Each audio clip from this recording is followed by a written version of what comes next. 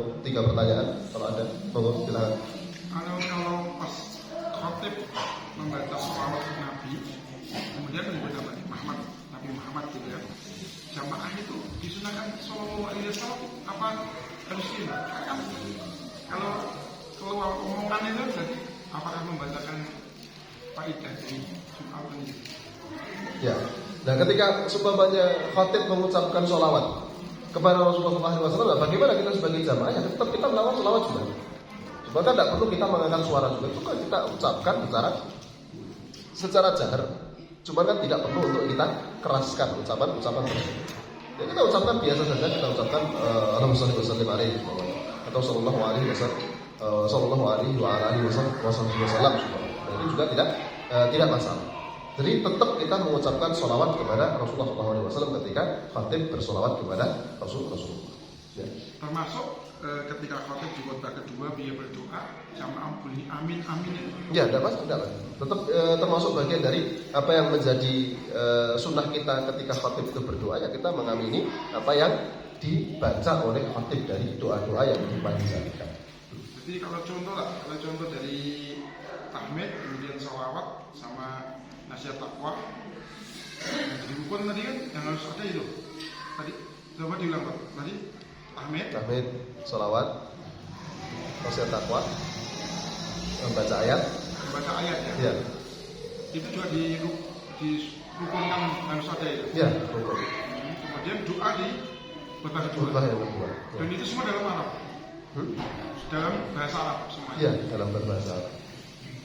Kemudian kalau ada berarti misalkan isian dari khutbah selain nasihat takwa, kemudian baca ayat, misalkan ayat tentang sedekah, misalkan apa, kemudian itu istilahnya dalam isi khutbahnya tambahan itu kemudian disampaikan arti baca ayatnya, artinya ada hadis satu nukil, kemudian ditutup, itu tidak berlebihan juga sebenarnya.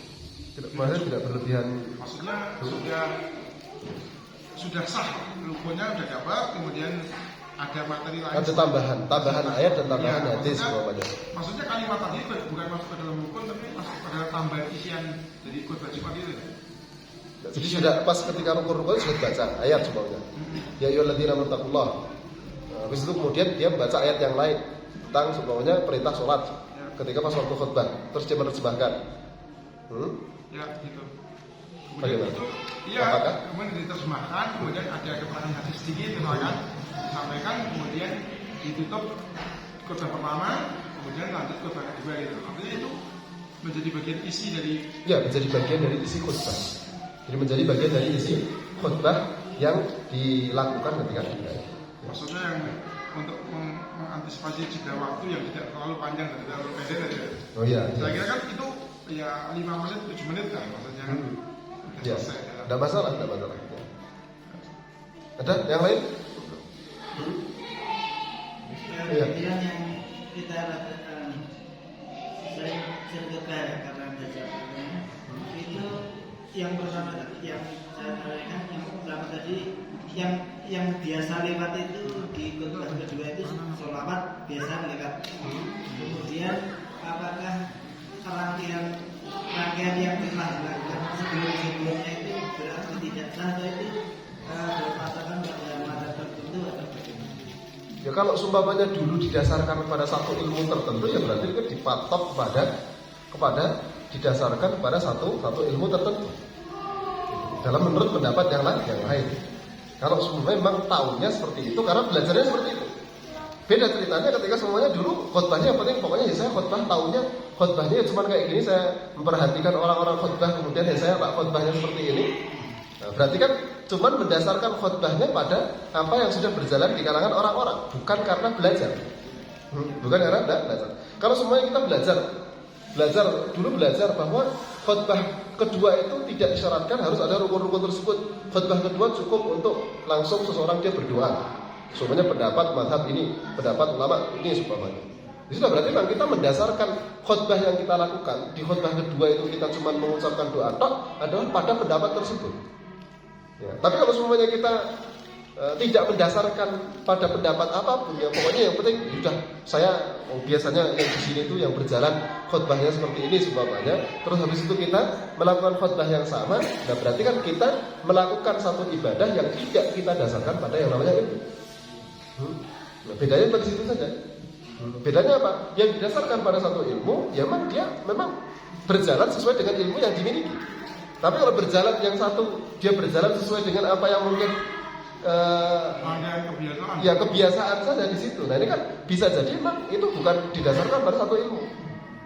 Kenapa? Karena didasarkan pada suatu kebiasaan. Yang kebiasaan tersebut bisa benar, bisa salah.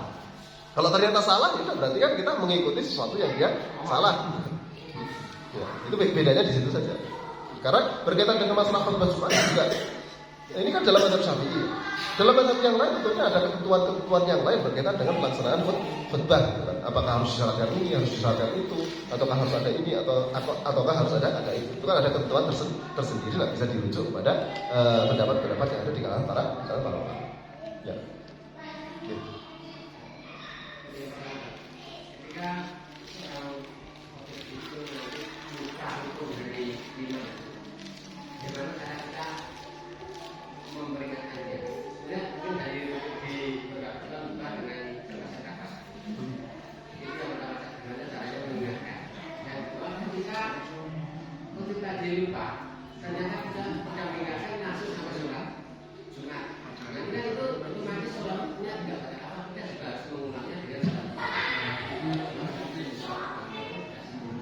Ya.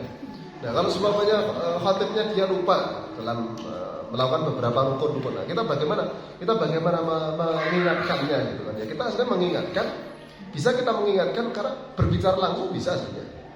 Karena berbicara kepada khatib boleh. Berbicara kepada khatib boleh kalau semuanya kita pengen mengingatkan. Atau kita kasih isyarat, enggak masalah. Atau kita kasih isyarat. Nah, kalau semuanya kita tidak mengingatkan, berat ataupun kan lupa juga untuk mengingatkan, sampai kemudian setelah selesai pelaksanaan sholat, kalau kita tetap mengikuti pendapat yang ada dalam mazhab tersebut, berarti kita mengulangi sholat dulu. Kita mengulangi sholat dulu. Kenapa? Karena setelahnya kita tahu bahwa ternyata sholat Jumat yang kita kerjakan tidak sah. Setelahnya kita tahu bahwa sholat Jumat yang kita kerjakan tidak sah. Kecuali kalau semuanya kita mengikuti pendapat yang lain. Kita mengikuti pendapat yang lain. Oh, dalam pendapat mazhab ini itu boleh, sudah saya tak mengikuti pendapat tersebut. Dari situ berarti kita tidak perlu mengulangi sholat yang kita kerjakan. Yang penting sesuai dengan ketentuan yang kita ikuti. Sesuai dengan ketentuan yang kita ikuti. Berkaitan dengan masalah jumlah lah semuanya. Oh, jumlah kita tidak sampai 40 semuanya, sudah kita mengikuti pendapat Malikiyah yang tidak mensyaratkan sampai jumlah 40. Tapi ternyata pelaksanaan sholat kita tidak di masjid. Kan tidak bisa juga, karena yang tidak mensyaratkan 40 pelaksanaannya harus di masjid. Jadi Malikiyah yang tidak mensyaratkan 40 cukup dengan 11 orang gitu. Tapi pelaksanaan harus di masjid. Ketika kita sholat kita ternyata tidak di masjid, waduh, ini mau mengikuti Malikiyah tapi sholat kita tidak di masjid. Berarti kan kita batal menurut dua-duanya. Menurut yang mensyaratkan 40 yang kita tidak sah karena jumlahnya kurang. Menurut yang tidak mensyaratkan jumlah sampai 40, kita ada 15 sudah terpenuhi jumlahnya karena lebih dari 11 orang, tapi tempat pelaksanaannya tidak sesuai dengan ketentuan. Nah yang seperti itu, ketika tadi kita mengikuti pendapat yang lain, oh ini dia ada yang kurang, terus kita mengikuti pendapat yang lain, Hanafiyah, terus habis itu tapi sesuai dengan ketentuan dalam mazhab Hanafi, itu berarti tidak masalah, kita tidak perlu mengulangi sholat Jumat yang kita kerjakan. Tapi kita harus mengetahui ketentuan yang ada. Ketika kita berpindah mengikuti pendapat yang lain, apakah apa yang kita kerjakan itu sah menurut pendapat tersebut atau enggak? Ya, itu Allah. Cukup. Jadi yang disampaikan Ustaz tadi istilahnya sudah kesepakatan jumhur para ulama ya. Apa aja? Yang dilakukan rukun. Ya, rukun dalam ya. Ya, maksudnya yang disampaikan tadi kan patokan rukun yang disampaikan tadi, rukun yang semua itu sudah menjadi kesepakatan ulama. Tidak. Itu dalam mazhab Syafi'i. Dalam mazhab Syafi'i saja. Dalam mazhab yang lain lebih mudah. Tidak seketat apa yang disebutkan oleh ulama Syafi'i. Jadi dalam mazhab Syafi'i ketentuannya seperti itu. Jadi ketika kita melaksanakan seperti apa yang disebutkan oleh ulama Syafi'iyah, maka khutbah kita sah menurut ulama semuanya. Khutbah kita sah menurut ulama Syafi'i. Kenapa? Karena bisa dikatakan ulama Syafi'i itu ulama dalam mazhab Syafi'i mereka yang lebih ketat dalam pelaksanaan kaitan dengan khutbah. Jadi syarat-syaratnya memang lebih ketat dibandingkan dengan mazhab-mazhab yang lain. Makanya ketika kita melaksanakan khutbah sebagaimana dilaksanakan dalam mazhab Syafi'i, maka khutbah yang dikerjakan itu sah menurut semua ulama. Ya. Itu cukup ya. Insyaallah kita lanjutkan di kesempatan yang akan datang. Jazakumullahu khairan. Kita dengan doa majelis subhanallah wa bihamdihi asyhadu an la ilaha illa anta astaghfiruka wa atubu ilaik. Billahi taufiq wal hidayah. Assalamualaikum warahmatullahi wabarakatuh.